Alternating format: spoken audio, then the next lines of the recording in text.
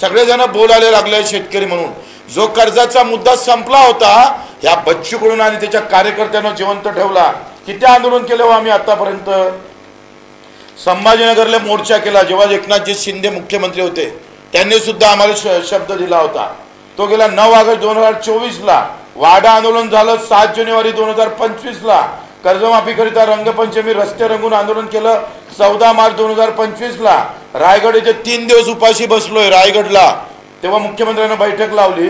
रायगडचं आंदोलन आमचं 21 मार्च 2025चं मुख्यमंत्री यांच्यासोबत बैठक झाली 7 एप्रिल 2025 ला।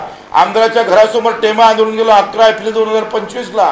कृषी मंत्री माणिकराव कोकाटेच्या घरासमोर मी गेलो होतो। आम्ही अडवून ठेवलं ते माणिकराव कोकाटेंना, कृषी मंत्र्याला।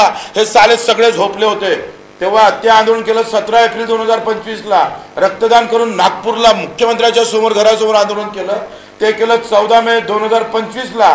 गुरुकुल मोजरीला 8 दिवस आम्ही आंदोलन केलं, ते 8 जून अन्नत्याग आंदोलन 2025 ला। 8 दिवस उपाशी राहिलो, पाण्यावर राहिलोय, काही वाटत नाही तुम्हाला?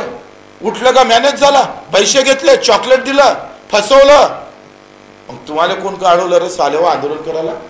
करा ना आंदोलन। आम्ही जिथं फसलो ना तिथून तुम्ही आंदोलन सुरू करा। बोलायला काय जातंय? करायला ना मर्द पाहिजे असतं, ना मर्दाची औलाद आंदोलन करू शकत नाही।